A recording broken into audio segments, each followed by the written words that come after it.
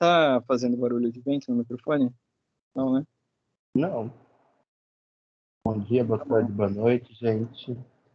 Bem-vindas a mais um grupo de estudos da dupla sobre o seminário de Zolicon. Dessa vez nós contaremos com a facilitação magistral do Enzo, das páginas 195 a 221 dos seminários.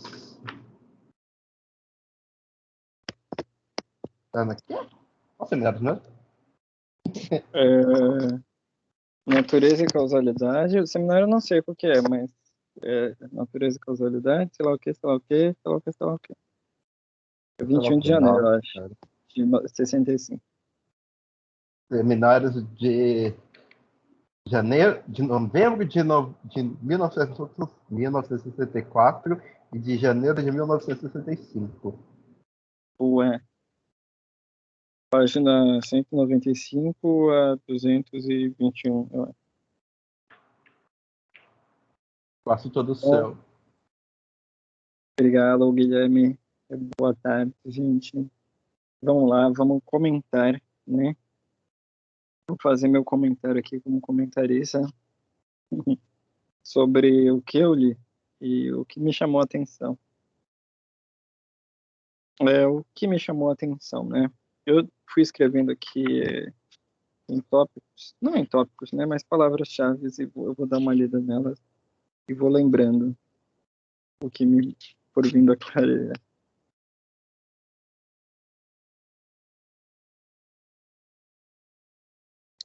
Tá. Para começar, ele vai falando do tempo, né? A questão do tempo, tempo como sucessão, representação de tempo, enfim. Mas o que me chamou a atenção nessa primeira parte foi a questão da contraposição à natureza, né? E, pelo que eu entendi, ele está comentando que, de certa forma, a psicologia, a psicoterapia, destaca aquilo que vai em contraposição à natureza.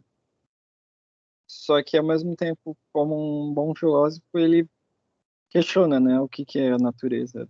Da onde que a gente tira essa questão da natureza, né? Então, é uma forma que a gente tem de pensar, só que a gente não questiona a própria palavra natureza, como se houvesse uma tendência das coisas agirem de uma forma, mas como se essa tendência fosse dominante e fosse como se fosse uma essência, né? Nossa, vamos aqui, essa é a natureza dos fatores, né? E tudo que for de contraposição, a gente dá uma atenção maior, julga como doença, como uma patologia, como um transtorno e afins, né? Aí ele fala, coloquemos nós mesmos à prova, até que ponto nós vemos claramente aqui, né? Nessa questão de natureza. Como é que a gente chega na natureza de algo, né? Acredito que ele vai comentar um pouco sobre isso, como se fosse a gente tivesse que lidar com o que há de mais próximo, que é justamente o título do próximo tópico, que é o que há de mais próximo. E, aí ele ficou falando o que há de mais próximo, eu não entendi ainda o que é de mais próximo. E meio que ele fala que é uma questão de espacialidade, de temporalidade, e pegar o que é de mais próximo nisso, mas mesmo assim eu fiquei me questionando, né?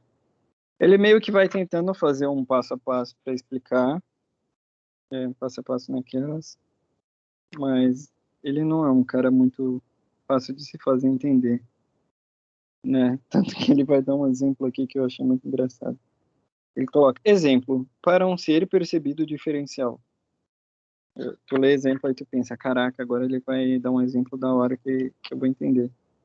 Aí ele escreve um negócio assim, mais difícil de entender ainda. Aí tu fica, tá bom. Ele fala alguma coisa da não redução à subjetividade, né?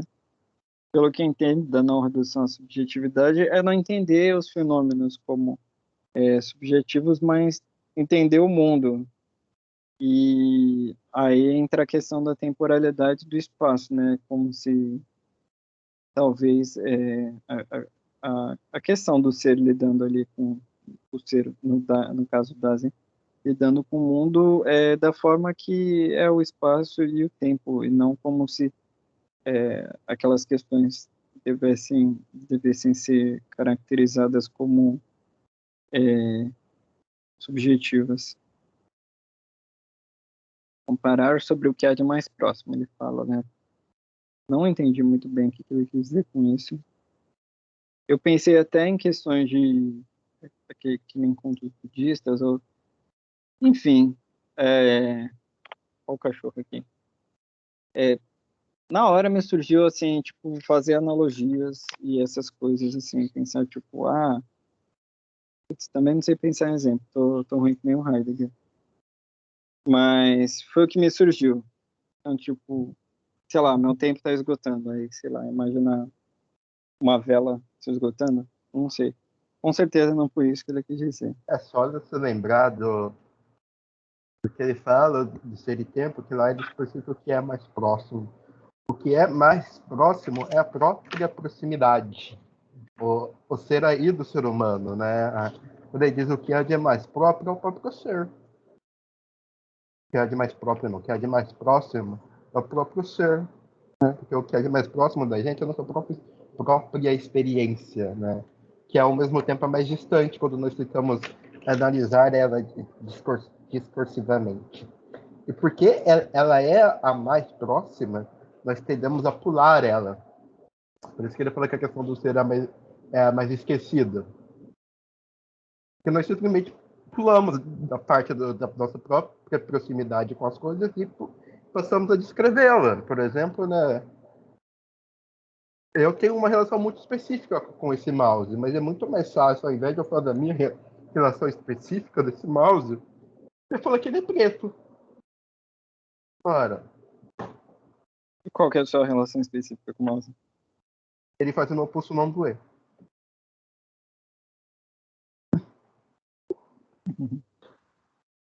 Entendi.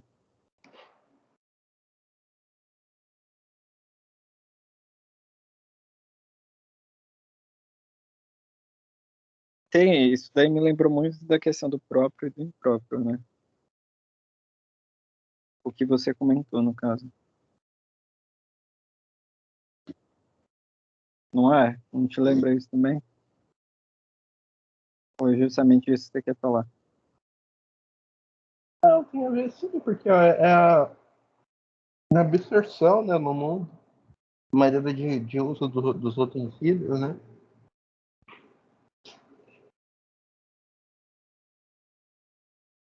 Ele fala aqui, mais vislumbrar algo único do homem, algo insigne, o que se mostra maximamente próximo, que nos concerne de tal modo que ele é o elemento no qual nós experimentamos necessariamente a nossa estada como homens, por meio do qual, pela primeiríssima vez, nós experimentamos algo que se presente, algo que se ausenta. Dessa forma, né? O que é que se ausenta?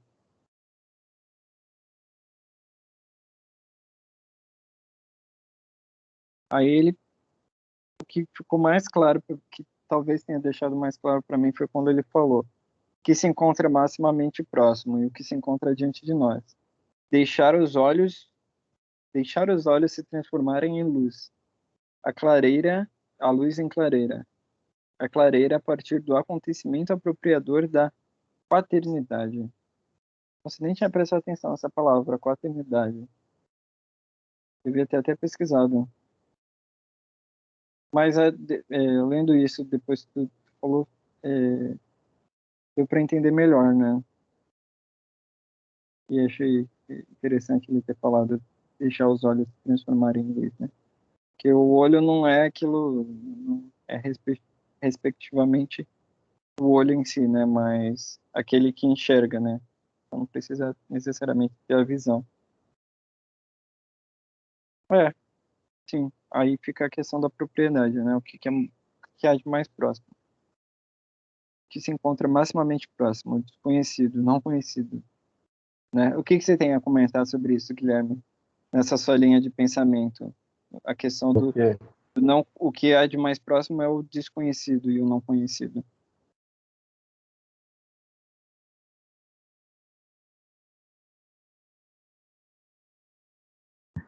eu acho que é uma questão interessante, né? Que a gente pode pensar isso em duas vertentes, né? Primeiro, o de fato, o desconhecido, porque a gente salta por cima dessa proximidade, da nossa própria questão do ser, e o fato de ser não conhecível, porque nós somos seres sempre em transitoriedade, né? Que parece que agora existe transitoriedade vai sair, né? Por isso nós somos impossíveis de termos um conhecimento completamente objetificado de nós mesmos, sabe? Porque quando você descobre algo, você já muda para outra coisa. Ao mesmo tempo, né, o que se encontra maximamente próximo ou desconhecido é você lembrar, então, do caráter de negatividade, de nadidade da existência, né? Na vida do ser aí, né, nada é assegurado. Assim, nós estamos sempre dentro de estruturado dentro de um campo de sentido que você pode sempre evoluir.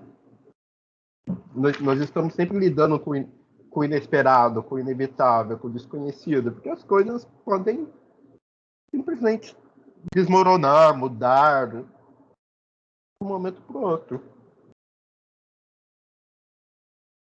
Mas aí a gente pula isso, né? Porque seria muito angustiante viver nesse lugar, né? Por isso que nós somos absorvidos pelo mundo.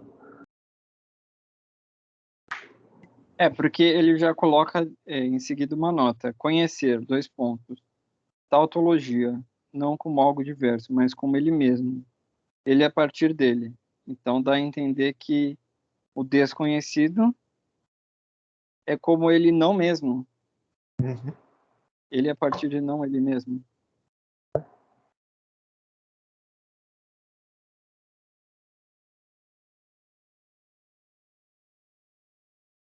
Enfim, não entendi muito bem.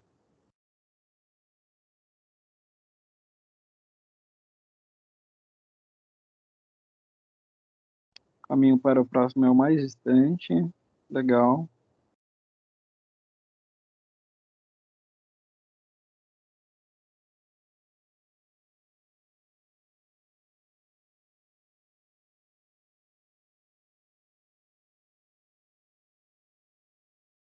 Olha, eu não tenho muitas conclusões para tirar disso que eu li, não. Porque eu achei tudo bem confuso. E não confuso porque mais confuso porque eu não entendi, não peguei a ideia organizada dele.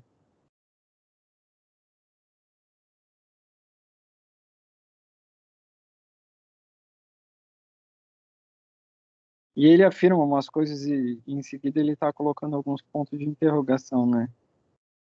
E o que parece que ele está afirmando depois já vira uma questão de questionamento, né? É o que trabalho filosófico mesmo, né? Fenômeno do movimento.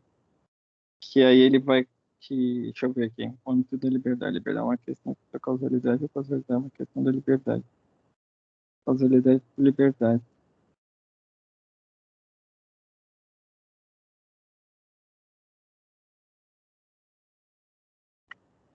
Bom, vamos lá, vamos seguir em frente. Tempo, cronologia.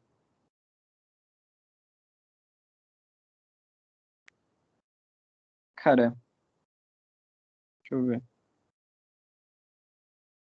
Outra coisa que eu achei interessante foi a questão da cotidianidade, não ter tempo.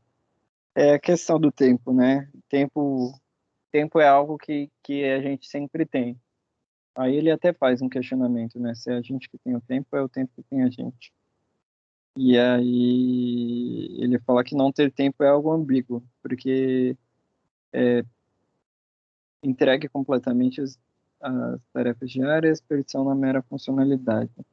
Aí ele está falando do ser cotidiano, né? E qual que é o ser não cotidiano, né?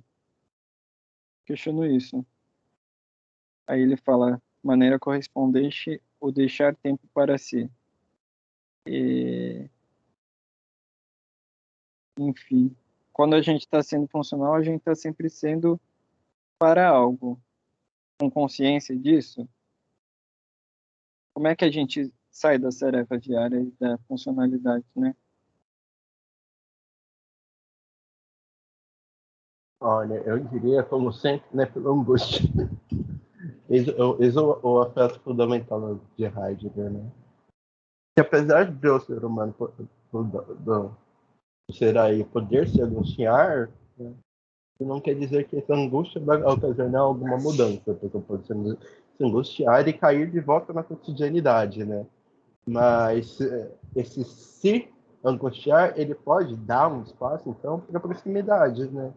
A própria pergunta do ser, que você disse, né? Se o que o Heidegger está descrevendo é o ser cotidiano, o que é o ser não cotidiano, né? O ser não cotidiano é aquele que está próximo de si e questiona sobre si. E como é que se questiona sobre si? Qual que é a estrutura Sei organizadora do lá, si? filho.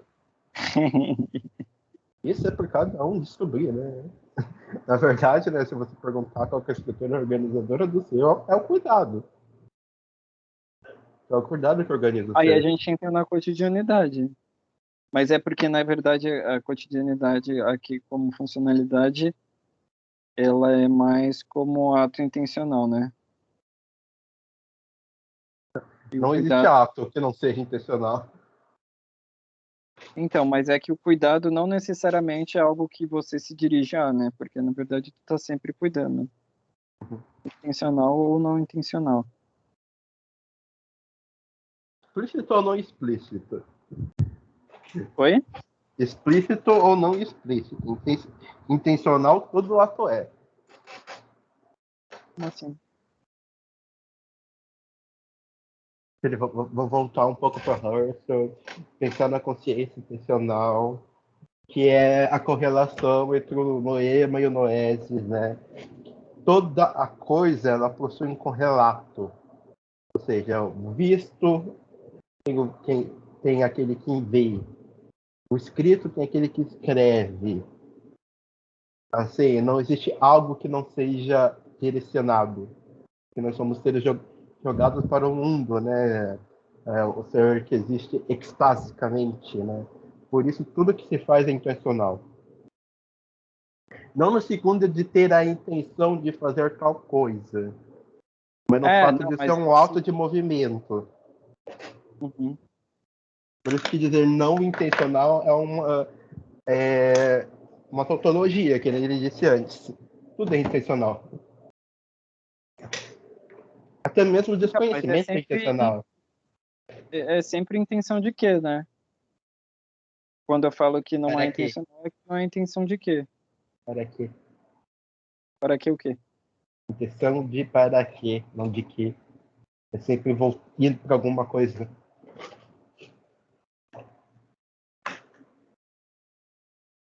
Sim, não Por isso, entendi. por isso falando, não pode ser algo que não seja intencional, porque não há coisa não intencional. Existe uma coisa que seja não intencional, mas simplesmente não é. Então, Porque ela mas não tem vamos supor que, correlato. que eu tô andando na cela, e aí eu vendo os meus olhos, e aí eu esbarro em alguma coisa, mas eu não tinha intenção de esbarrar em alguma coisa. Você quer dizer, isso é de um sentido um pouco egóico, né? Porque independente de você estar vendado ou não, ainda existia a possibilidade de você esbarrar na coisa. Mas não é porque você partiu do ato de, de vendar os seus olhos, de olhar os seus olhos, você partiu do ato de continuar caminhando. De partir do ato de continuar caminhando, você se topou com a possibilidade de esbarrar em algo. Essa sua pressuposição, ela é falha no sentido de que você está colocando a sua vontade como suprema do mundo, sabe? Tudo bem, você vendou os seus olhos, mas existe tanta coisa que pode acontecer com os seus olhos vendados que não depende de Então, mas você. o que eu quero dizer é que eu não tinha intenção de esbarrar, entendeu? Isso que eu quero dizer como auto não intencional. Você não tinha vontade de se esbarrar.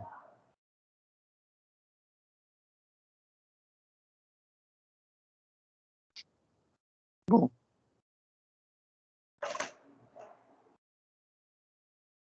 A questão é, na fenomenologia, né, intencionalidade, ela tem um significado próprio. Por isso que eu sugeria para você procurar sinônimos. Se você quer falar de intencional em algo que não seja no sentido fenomenologicamente dado, procura um sinônimo para falar. mas eu tô tentando entender ainda.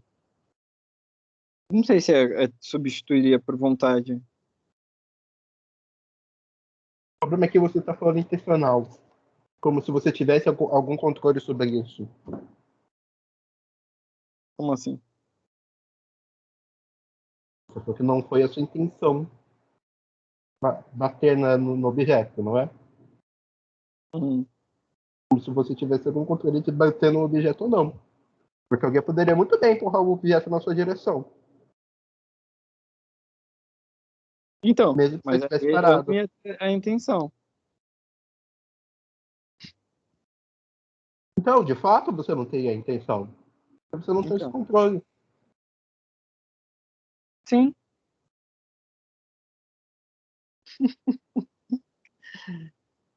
Em todo caso, não tem intenção.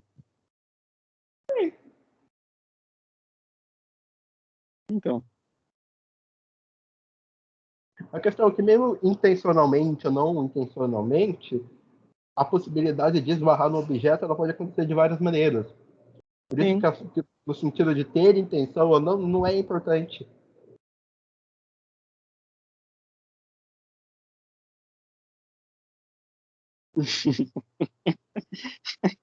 A gente pode ficar o dia todo conversando sobre isso. É. Bom, nossa, eu achei que eu tinha sublinhado, tinha escrito mais coisas para poder falar. Eu tô fugindo já? Não, né? Clarência, clareira, unificação, servindo, tomada, posicionado tempo. É que eu li faz um tempo já e aí eu acabei não lembrando mais o que eu ia falar. Velocidade, menor tempo.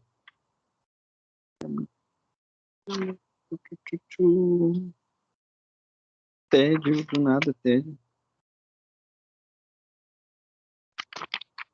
Cadê? Ah, tem aqui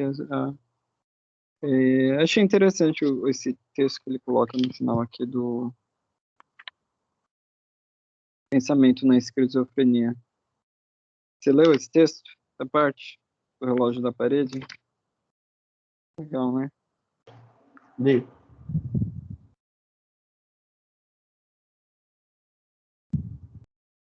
Mas enfim, acho que dessa vez eu tô meio perdido nas minhas considerações do que se falar.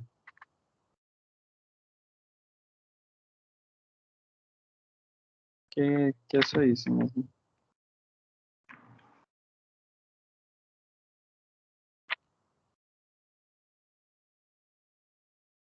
Eu peguei a mensagem total dele, totalizadora, sei lá. Fala muita coisa também que a gente já estudou. Não sei se aqui, nesse grupo propriamente, talvez no outro. Mas questão corporeidade, tempo, ser. Ser e tempo é algo que ele vai falar toda hora, né? Mas é engraçado ele articulando isso com o pensamento tardio dele, né?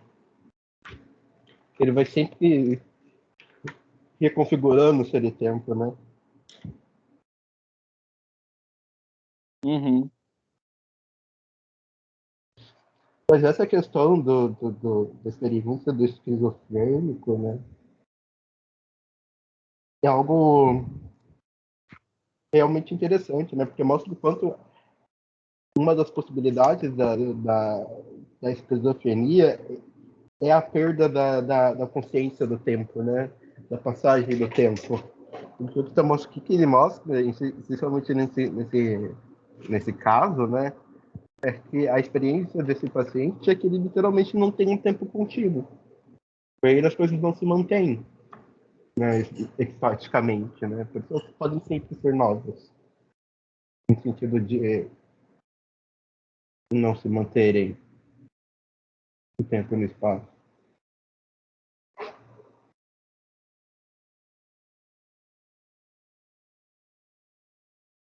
Você explica melhor isso? Entendeu?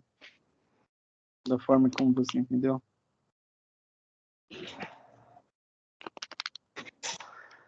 Porque uma das explicações, né, muito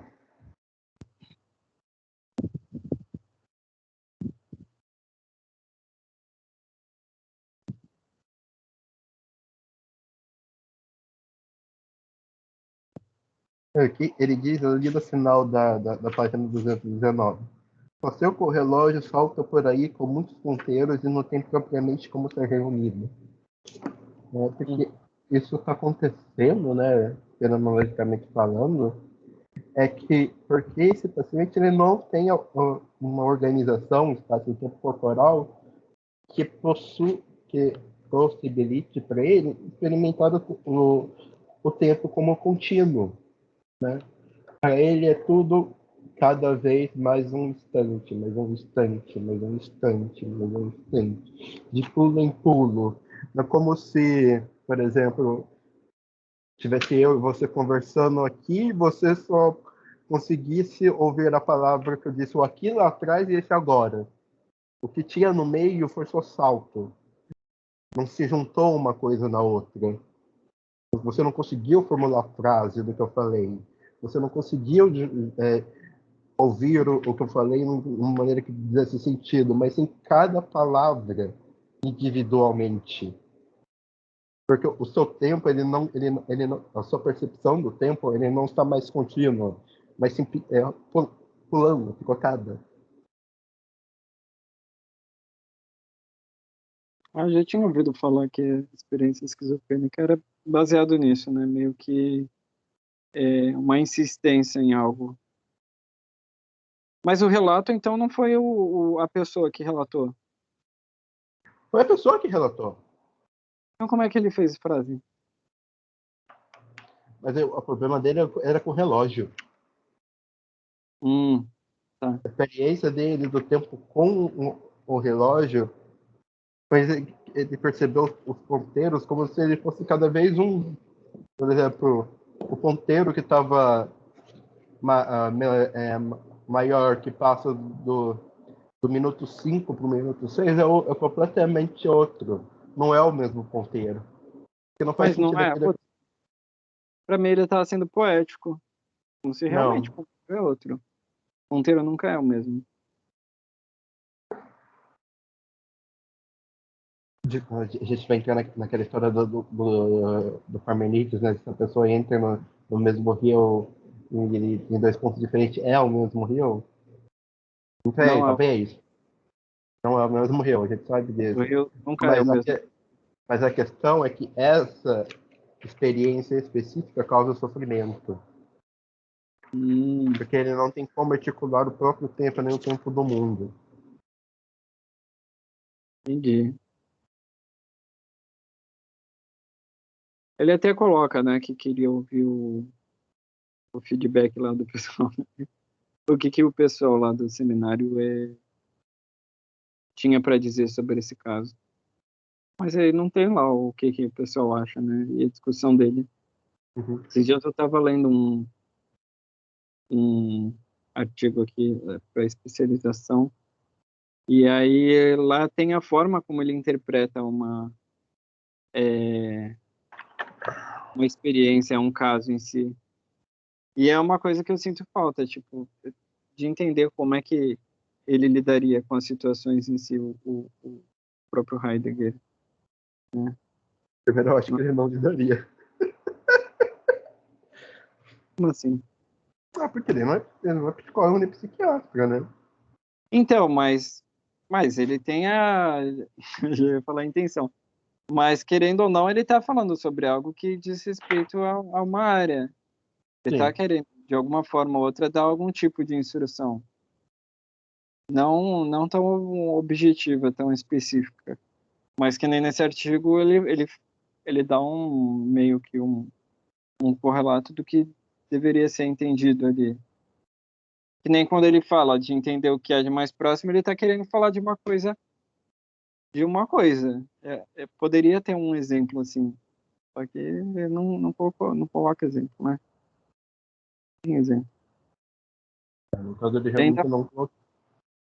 Foi? No caso, ele realmente não colocou.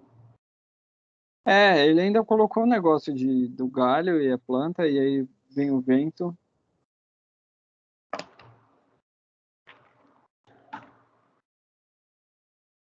Mas mesmo assim, né?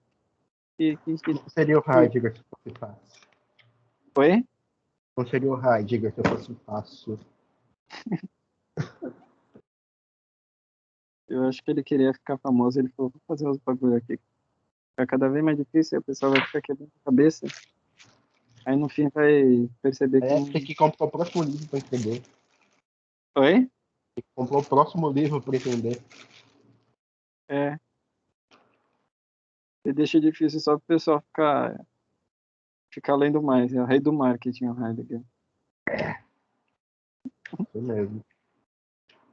Bom, eu acho que da minha parte isso é isso. Bom, na minha também, né? Já foi comentando no meio. Muito obrigado, Enzo, por mais essa conversa que faz refletir. E até semana que vem. Semana que vem, pessoal. Tchau, tchau.